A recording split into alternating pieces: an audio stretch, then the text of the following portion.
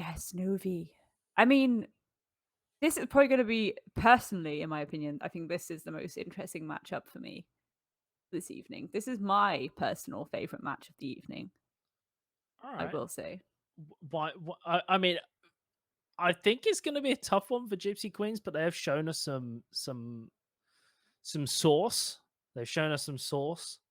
Um, but this isn't going to be an easy game for them. Like this is a real test. I'm just looking at who Gypsy have beat. Again, they're another team that have beaten the bottom two teams, but they haven't managed to take a game of any of the top four. The top four are just beating each other. They're not losing to anyone else. And we're just looking for one team to upset them. And this was meant to be the week, and it's not going that way. But Mm. why go on, why you is this your I don't know what I'm doing here, a crystal ball thing. Like, why is this the Why game is that this you've my got your eye crystal on? ball? I I see don't how it know. is. I Yeah. see. What are you insinuating here? Anyway, for one, I really enjoy watching Sparkle Team play. Genuinely, they are a pleasure to watch play. I really like this roster. It's the kind of French Death Stack vibe.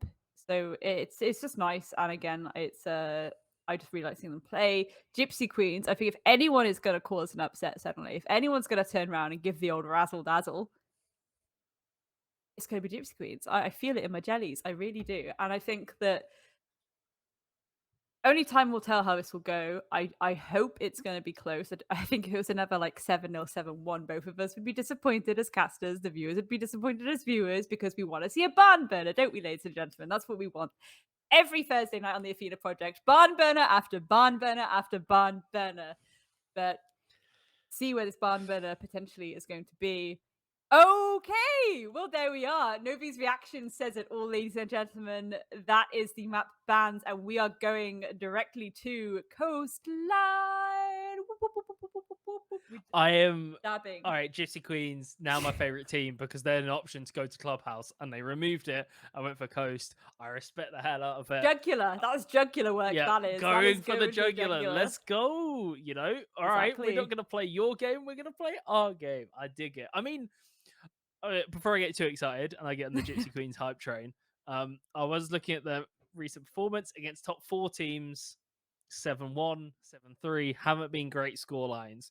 I would, I mean, if they got 7-2, if they lost 7-2, it's still with the best score line we've seen tonight, which is kind of mad. But taking it to Coastline, okay, now we're talking. It's something a little bit different, a little spicier. It's not your standard run of the mill map, and things can go a little off piste here. Off piste, did you say? Off piste, piece. Peace. Well, Thank you. Gypsy Queen starting this off with a bit of a spicy ban. They're banning out the Monty, that's kind of old school for this map, to be honest. That's an interesting one. Again, a lot of old school pushes with that Monty on those balcony areas, but also the service entrance, classically anyway. There have been changes to Coastline as well. So again, I think we are assuming, as you know, Dino was saying last week, we are assuming that people will be potentially bringing hard breach more nowadays since those changes to Coastline, because you do have that external wall on the VIP balcony now. Jackal being removed, that's some global utility off the table, the Maestro as well, the Intel and the Plant Denial. So far, these are very sensible bans, Nobi. Very sensible, but they feel different. I think it's because you can see why. Wait, what is this? My ranked games? A clash ban? Maybe Gypsy Queens just hate shields. They just want to get them out of there. Monty, no. Clash, no. Do, Get them out of here. do Not you playing know? with them. You know what though? To kind of be banning out shields and then being like, "We're taking you to Coastline. We're banning out shields." That indicates to me we feel confident about hitting your head right now. At the same time, we'd have liked to see a bit more. I don't suppose tactical is the right word to use, but a bit more standard by the book for those. That final ban certainly, because mirror is on the table actually as well, which could be quite a spicy one. Again, a lot of mirror setups you can do on this map to be absolutely disgusting, especially given how fast and furious it can be. This is the smallest map in the map pool. It is hell in a cell. At all times, you're about a room away from your enemy. At all given times, whether that's vertically, whether that's on the same floor. If you throw a mirror into the mix as well, that is a little bit of a death trap. And I will say again, this is one of pretty much one of two attacker-sided maps, if you can even consider it that. But I think classically Coastline is indeed more attacker-favored, and if you just suddenly throw a mirror into the mix, it's going to put a bit of a spanner into works. But they have chosen not even to bring the mirror, which I think's, again, I'm not sure whether that's because they haven't clocked it, or they don't want to, or whether it's just the fact that they've got their setup, they've got their lineup, they've got their plan that they've come into this game with, and they don't want to, deviate from it. All right. 2 points. Firstly, I was going to touch on that. The Valk getting through is big. Valk is just getting strong at the moment. Especially the fact you can just force the attacker to take IQ, and then you're suffering somewhere else in your operator lineup. But the other thing is, I am no expert on Oryx, but do you run the shotgun? Is that the go-to? No. Right, okay. To put it bluntly. Sorry. No. Yeah, I was like, no. Hard no. Just feels a bit odd because he has a secondary shotgun anyway, doesn't he?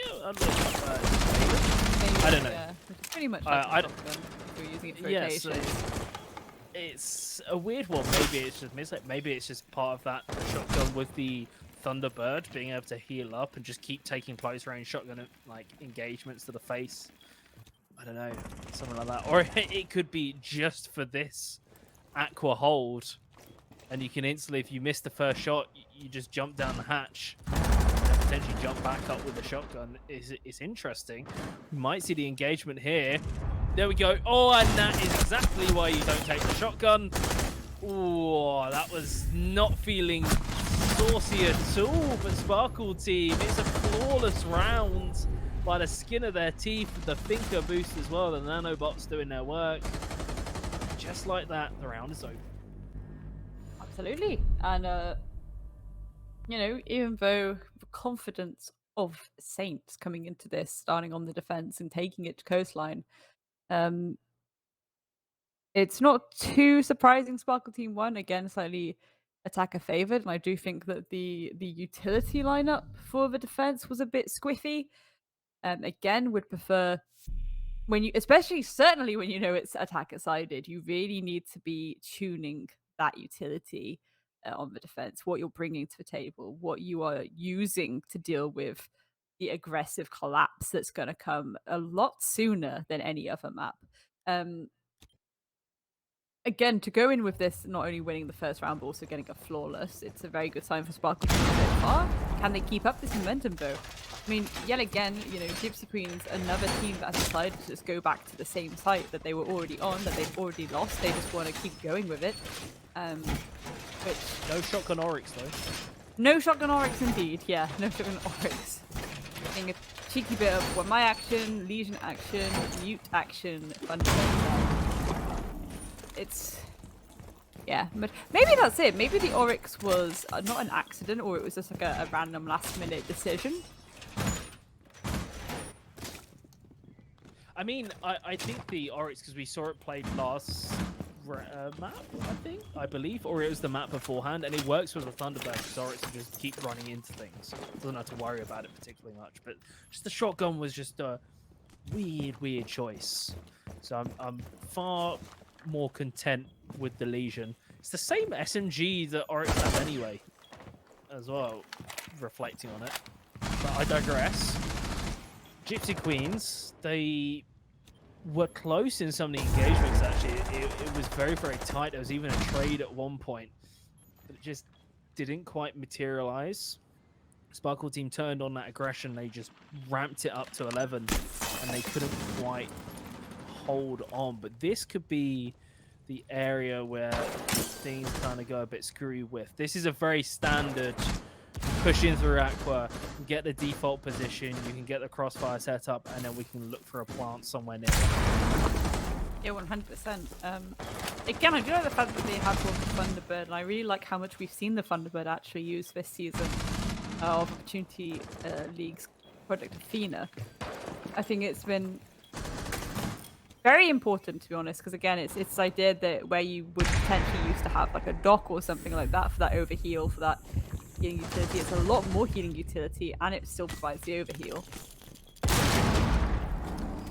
He is going to come in handy with how low the Thunderbird and, never mind, the Bound is as well. Luna takes down Stelinia to make it a little more even. Shanice falls to the Legion, and this is looking pretty good for Gypsy Queens, but it's just instant replies. What is this? Delta Project with the frag grenade kills Pandy. And now, in a 2-on-3, Izia has to get that headshot. It's not enough. Sparkle Team, a quick double up kills, and there we have it. Sparkle Team, another round. Certainly better by the Gypsy Queens. The Sparkle Team still look like they're controlling the pace of the game. No, I do agree with that. Oh, the mirror vote, finally. I was going to say, I really do want them to bring that mirror out, and it looks like that's what we're going to get. Specifically, that's going to be a 6, though. That's going to be a 6. I'm telling you, that's going to be a 6. They just don't want them to bring the utility of the mirror. There we go. Told you. You owe me some crepes. Big brain. Huge brain.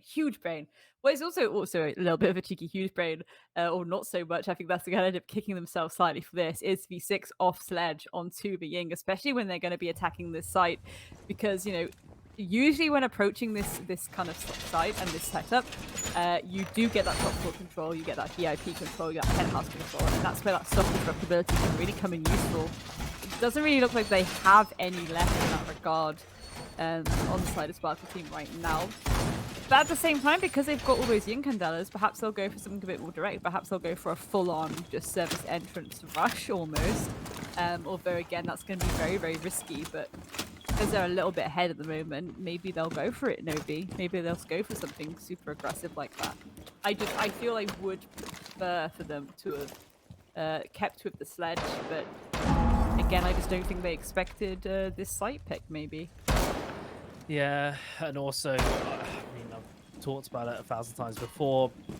I always prefer the Lion over the Dokkaebi, just out of preference. Then again, if you're going for the classic, and I'm talking classic, smoking plant, it's an extra set of smokes you can chuck in and yeet on in to cover some of the movement, plus double frag grenades on the Iana and Finka. So brings that element, I guess, into it. I'm not necessarily the biggest fan of the gun, but the gadget can be useful, especially if Gypsy Queens decides to get a little bit hyphy going off-site. One person gets caught, suddenly you have the cams as well, and then things start deteriorating. How is this mirror being used? So one down towards service entrance. Where's the other one? Potentially looking into lobby. We will have a look in a secondo.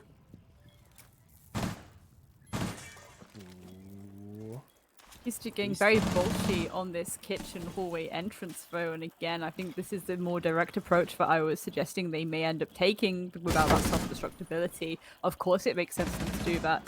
The Twitch drone, that's very old school. Taking out the mirror there, but Nukachi's going to take down Pandy. Histy's going to trade that immediately back. They have kitchen control now, though. They can go for that plant if they want to. The Rook Thunderbird combination is not going to really help you here.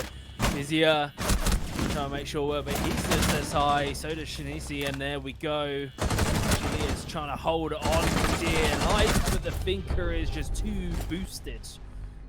Skill, but in HP, short work. There we go. Another.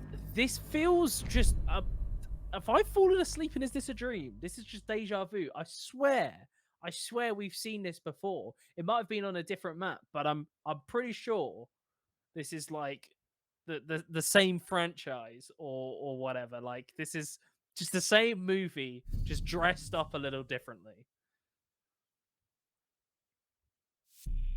The thing is that Sparkle Team should not have got away with that, in my opinion. They really shouldn't have. I think ironically, Gypsy Queens need to be a little bit more aggressive here. And again, it's that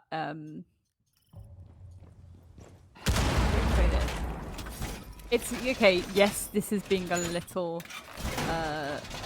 a little abstract on both sides, but I think then the needed element, especially when it comes to co-fight, is aggression, is the willingness to take that fight, and we have seen that, but only when someone gets a few opening picks to begin with.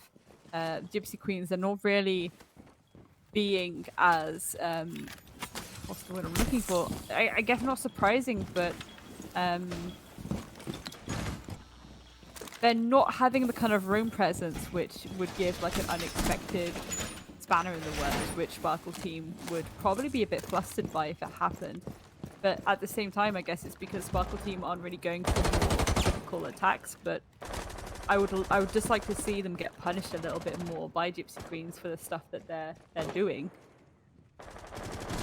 Such as, let's just not even take top floor control, let's just go immediately to sight through the window. Yeah, it feels like they're skipping pages. Yeah. And you know, they're jumping to the end of the story and then still acing the test afterwards. It's like, no, hang on a second, you do not deserve an A for this piece of work. No way. No way. This is C at best. But still, they're getting opportunities there. Stellenia goes down very, very early, but then there's an instant like trade back between the two sides, and then Sparkle Team will take that all day because they're so comfortable in these 1v1 fights. They go in with every single one thinking they're going to win. They don't even need a particularly lot of setup. They'll just dry swing a lot of these angles. And Gypsy Queens, it feels like they're kind of hemmed in, waiting for Sparkle Teams to set the tempo. And you said, best time to play aggressive. Usually on defense is where, you know, that the attackers just don't expect you to play in that style. Maybe the Aruni can be the key difference maker for them. Maybe. I mean, they're going to try and send in a bit of utility here. They're going to use that Gemini to... Actually, the Gemini doesn't manage to get through. I think they've had a bit of a grenade mix-up there. Again, this is interesting because it does seem like they're going for a more direct approach. That's certainly very direct and very, very aggressive, using the sledgehammer to make that nice little rotate. They're clambering into sight now. Luna's going to take down Itachi, and that plant is being stuck, Novi. Not anymore. There we go. Another trade back between the two sides. A 2-on-2. And Gillia's just been a absolute monster on this Thunderbird. Just rock solid. Keeps on stimming up. So much HP compared to the Thinker herself. Can't really get the stim up. About to come up with the gadget. So make good use of that to make the gunfight a little more even. Not yet using the nano boost. The frag grenades getting cut. There's still two left. There we go. Swing around the door. Gonna peek around the corner. And Chile takes that all day. And Gypsy Queens, they buck the trend. They will win one of their, well, a round in the first half. But more importantly, they haven't left it all the way till the end. And give us more competitive game than we've seen so far today. Absolutely. 100%. But again, it's kind of like I was being like, oh, I really want to see, like, you know, Sparkle Team get a bit punished for this kind of direct approach. It's if they're not taking that control. We did kind of see a little bit of that. But again, I just want to see more of it. I want to see the roam suddenly collapse upon them from all sides. It's a small map. You can get away with having an extended roam on any site really on this map because it will take you 2 seconds to get back to where you need to be anyway. Be a bit more razzle-dazzly, be a bit more aggressive. They're bringing the pulse to Hookah, which is an interesting one. Wondering where that pulse is actually going to be played. Maybe we played VIP balcony, maybe getting some intel there. Maybe it'll be for an utility, you know, intel game rather. I don't think realistically you'd have the pulse below during this. What do you think, Novi? I mean, 9 times out of 10, everyone knows where that default plant is, so you don't really need the pulse to know that per se. You can just say they're planting and someone can throw a C4 from below. Yeah, it's not... it's not like the clearest of things, and you can kind of just take, you know, like as you said, it's standard. You know what's happening. The only thing I can think of is maybe playing it a little bit by ear, like pinging out or using the pulse to try and spot the plant if it's not in a default position and they're not caught aware. They can hear it going down, but they don't know the exact position. Pulse, ping, it's here, swing the corner, gives them a little more information. But actually, the pulse is on the top floor, walking around, and has already been tagged down to around 40 HP. So is Luna, to be fair. So even Stevens really across the board. But for the Pulse to be going down, Pulse is quite a squishy operator anyway. It's not ideal. No, it's not. And again, I'm really curious to see where this utility is going to mostly be used here. Maya on half this hair, though. Well, the Pulse can't do anything now because she's dead. Nice little cheeky 2K to get things started within the first minute, nonetheless, as well. It is a coastline map after all, map after all. Natachi getting a bit bolshy here on Cool Vibes, hunting down the player that has come to join. But that grenade is gonna down them after they managed to get that the SMG-11 pick onto Hystia. Pandy and Shanice and Hystia all doing a good job there to finish this off. That was a little bit chaotic, I'm not gonna lie. Little bit chaotic. Okay, that was very chaotic, I'm not gonna lie. Like, okay. That was certainly something. Again, I just really would be curious to know the reasoning behind that pulse pick.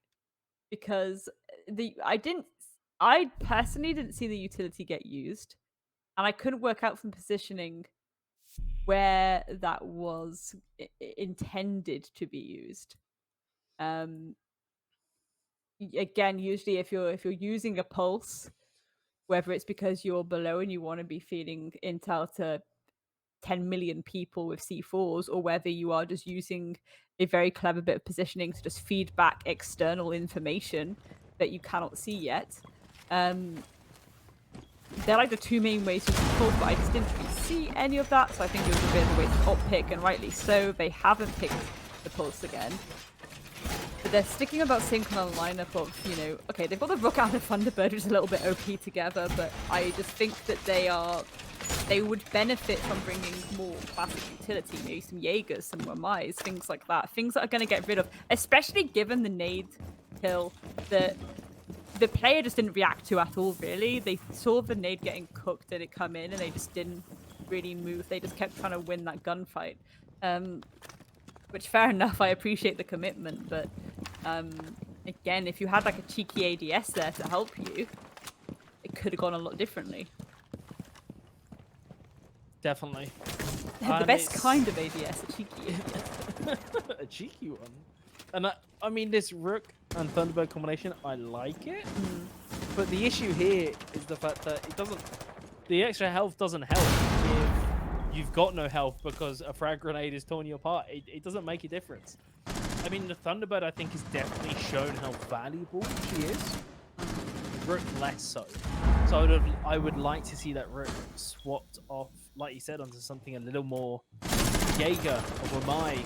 I think the Legion as well could be swapped off. That you're not getting the map's so small, you're not going to get a huge amount of dividends from the goo mines.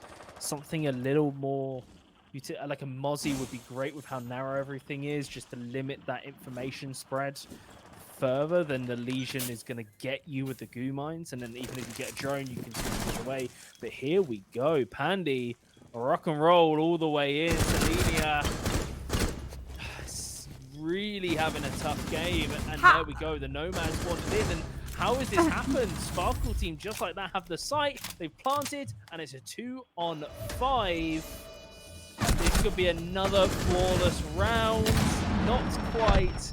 Zia manages to save that one, but I think it's too late. Okay, or they can just go for kills and int one by one. We'll have to, or they can just int one by one. Okay, no. Okay, thank God they managed to close that out. That was a little bit clown fiesta-ish. First of all, okay, I've got a lot to say about that. First of all, how on earth was Sparkle team allowed to just walk onto site? Let alone walk onto site, get a kill. Let alone walk onto site, get a kill, get the plant down. No, like, Very cross indeed. I will say also though, Sparkle Team, why did they bother chasing the Aruni? That is kill goblin behavior. That is pure kill goblin behavior. They did not have to drop down garden. They did not have to come down cool vibes. Plant was firmly on the floor. Just hold your angles. What is that Aruni gonna do realistically, apart from just stay in Sunrise, take a tactical timeout? You just trampled your KD for nothing. Like It's that bants, could have isn't gone. it? They could have run it. They no, genuinely, what could have happened then? That Aruni could have cleaned up just from the fact they just all tunneled towards her, just one by one. Naughty behavior from both sides that last round. I'm very cross indeed. I mean, it's naughty, but then again, in our first game, Lua was just yeeting just going like being absolute like gremlin when it came to trying to find And that kills. was naughty too. Could everyone something? It's like gremlin evening. To be fair, you did compliment her on it though, going, I like to see it. Until she went in the Claymore, and then I was like, you have taken this gremlin too far. With great gremlin comes great responsibility, Novi, okay? With great gremlin comes great responsibility. And you need to know when is too much gremlin behavior.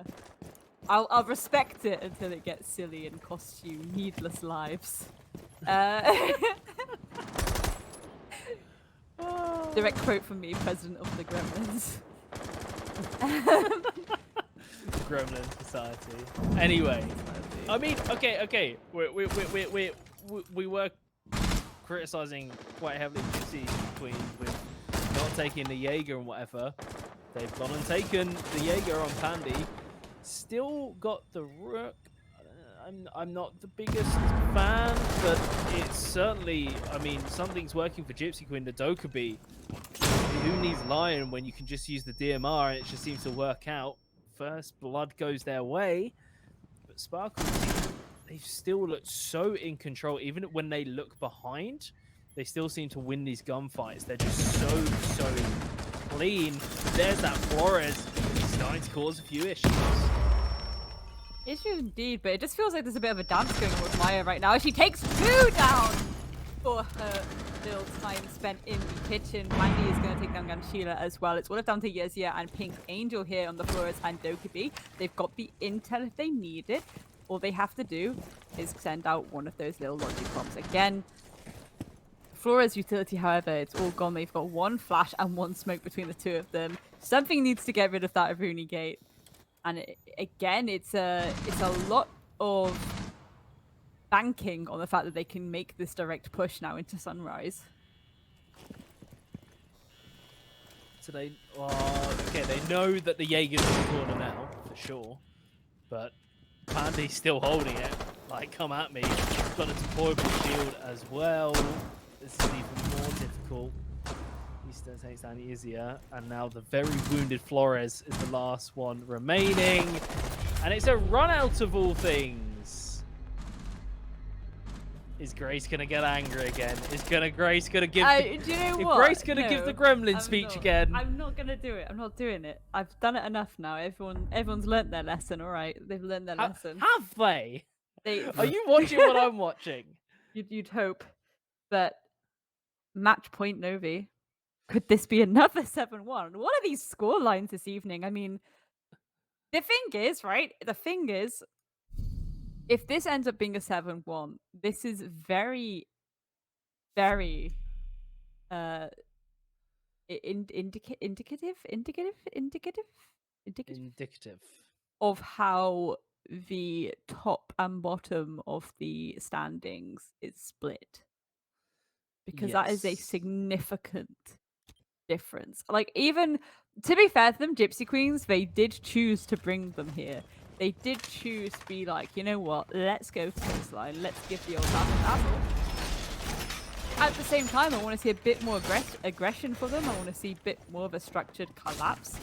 And so we'll set up and collapse, to be honest, because that last round, it just felt a bit wishy-washy. They were trying to clear operators with the Flores utility, instead of just having, you know, or even if you're going to do something like that, it's like sending the Flores drone for sure, but have someone jump in the window after it. So maybe the book They get distracted with the drone as it comes through, and that gives you the opportunity to swing out suddenly and take them down.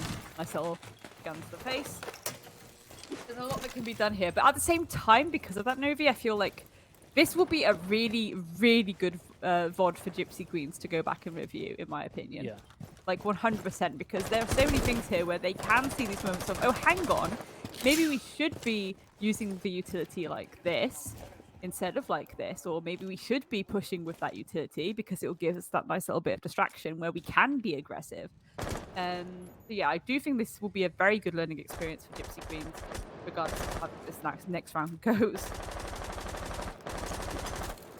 I believe it was the first sort of like rule of comp that I ever got told was if you're not 3 seconds behind a drone, the drone's working. Like because you can get that information, but if you're not there to act on it, then suddenly, like, what's the point? If anything, the defensive player can get rid of it and then play around the fact that they know that you know where they were and make things really, really difficult for you.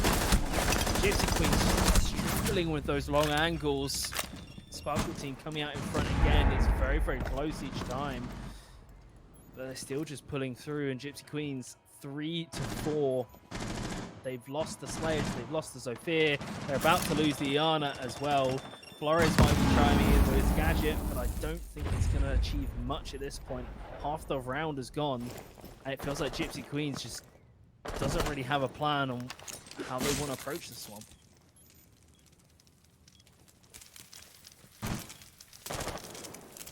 See, this is the moment where you can get a bit bullshit with it. If only they knew about the player around the back. And this is the interesting thing too, because that door is still barricaded, so it's not the most opportune moment. However, they are going to be aware now that that rug is firmly tucked around the Pulka wall there as well. I think they're all going to... Okay, that's a relatively simple idea. They're all going to try and go for a direct push together, but again, it's this idea of, are you just going to line up for them now? Are you just going to have this conga line to your death?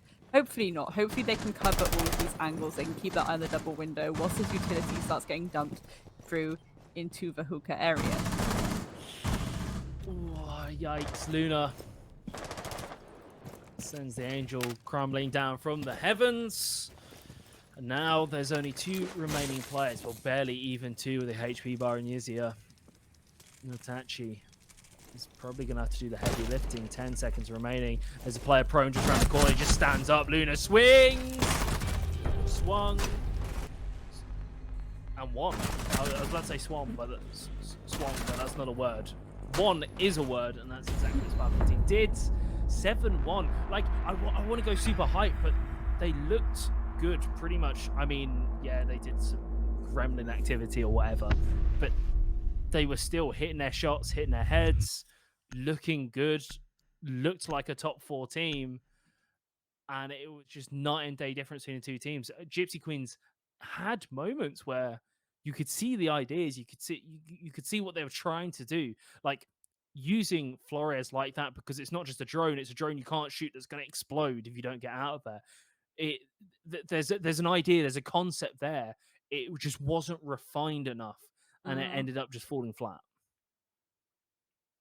I think there's like 2 things that I will say is like, one, yeah, maybe go back and look over the operator picks and the utility that you have there and what you're actually using it for, and also swing or be swung. To put it bluntly, swing or be swung. Again, it's coastline. You chose to go there. Be more aggressive. Go for the jugular. I feel a bit sad because I thought Gypsy Queens, by doing that, I was like, oh, they really are coming to like properly bring the fight to Sparkle team right now. And again, as I said at the start, Sparkle team a really, really solid stack. So I was like, Gypsy Queens are going to get bullshit with this, and then they didn't. And it was kind of like, okay, not the approach I thought they'd take.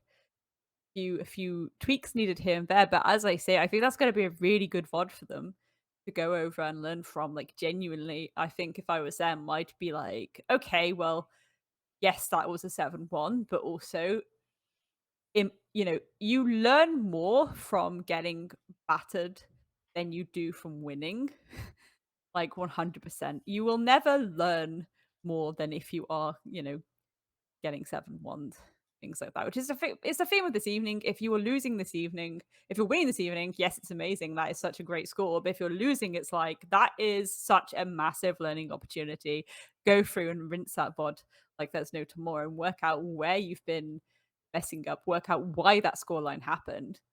Is it small things like it's just coming right down to the end and it's these little gunfights at the end, the very end, the last 10 seconds? Or is it bigger things like utility placement, operator choice, your ability to keep hold of the map control or gain map control, things like that. So, um, again, every cloud has a silver lining.